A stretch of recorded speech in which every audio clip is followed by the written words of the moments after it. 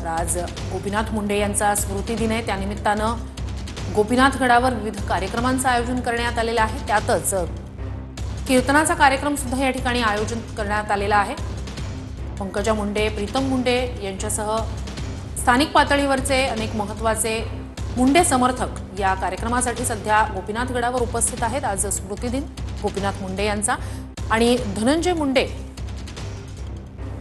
या ठिकाणी कीर्तनाच्या कार्यक्रमाला येणार असं पंकजा मुंडे यांनी म्हटलेलं होतं। सध्या ही गोपीनाथ गडावरची दृश्य आपण पाहतोय। सकाळपासूनच या ठिकाणी मुंडेंवर प्रेम करणारे मुंडे समर्थक अनेक जे स्थानिक पातळीवरचे पदाधिकारी असतील, कार्यकर्ते असतील, ते गोपीनाथ मुंडे यांना अभिवादन करण्यासाठी गोपीनाथ गडावर दाखल होत होते। मोठी गर्दी गोपीनाथ गडावर होतीये। गोपीनाथ गडावर विविध कार्यक्रमांचं 2 दिवस आयोजन करण्यात आलंय आणि आता सध्या गोपीनाथ गडावर पंकजा मुंडे आणि धनंजय मुंडे उपस्थित आहेत। कीर्तनाचा कार्यक्रम या ठिकाणी सध्या पार पडतोय।